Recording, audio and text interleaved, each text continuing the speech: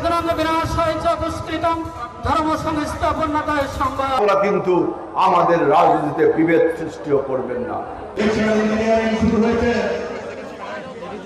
অধিকাংশ হয় না, তাই তো আপনারা দেখছেন দলের প্রতি বিশেষ দলের প্রতি বায়াস হবেন না।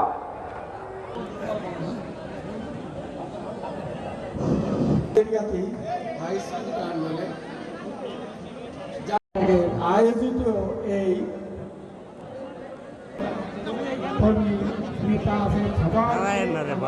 না বললে অবশ্যই হয় না, আমি বলছি তো সংকটের মধ্যে দিয়ে খুবই একটা নাজুকচন্দ্রকে সুস্থভাবে তুলে নিতে পারি এই প্রত্যাশা সবার কাছে আমার ভোট পেয়েছে। সুতরাং আমরা দেখিয়ে দিতে জানি হিন্দুরা যদি,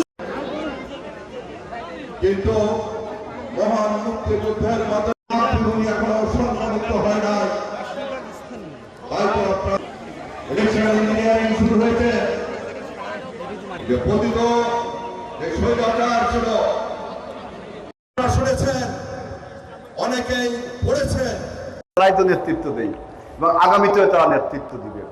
এলাকার যে মন্দির আছে, মসজিদ আছে, যে সমস্ত উপাসনা, তাহলে তো আপনি পুজো করতে পারবেন না। ওই মুসলমান ভাই যে নামাজ, আপনার রাস্তাঘাট, রাজনীতি এখন একটা ধোঁয়াশাচ্ছন্ন পরিবেশ তৈরি হয়েছে যে আগামীতে নির্বাচনটা হবে কি হবে না।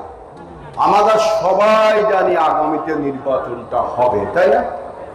কিন্তু দেখবেন একটি দল তারা চিন্তা করছে নির্বাচনে যদি জয়লাভ যদি না করতে পারি তাহলে এখন যে সরকার আছে এই সরকারে ওই রাজনৈতিক দলটার প্রভাব কিন্তু অনেক বেশি। আপনারা বুঝতে পারছেন আমি কাদের কথা বলছি, যে সরকারের প্রশাসনে বিভিন্নভাবে একটি রাজনৈতিক দল জামাতে ইসলামী বাংলাদেশ, তাদের কিন্তু প্রভাব অনেক বেশি, আমাদের থেকে আমি দেখলাম প্রভাব বেশি। নির্বাচন যদি হয়ে যায় তাহলে তো এই প্রভাব থাকবে না, থাকবে। কারণ আপনারা যদি ভোট দেন, সুষ্ঠু ভোট হয়, একটি গণতান্ত্রিক প্রক্রিয়ায় ভোট হয়, তাহলে ইনশাআল্লাহ আগামীতে বিএনপি ক্ষমতায় আসবে। তাহলে এই যে এমনি এমনি ক্ষমতায় থাকার যে পায়তারা চলছে, নির্বাচনকে দূরে ঠেলে দিয়ে, নির্বাচনকে না করে এমনি এমনি ভালো থাকার যে পায়তারা চলছে, এইটা তারা করার জন্য বলছে আমরা অমুক ছাড়া নির্বাচন করব না, তমুক ছাড়া নির্বাচন করব না। তাহলে যদি নির্বাচন নাই করেন তাহলে আমাদের 24-এর গণ অভ্যুত্থান এটা কেন হলো?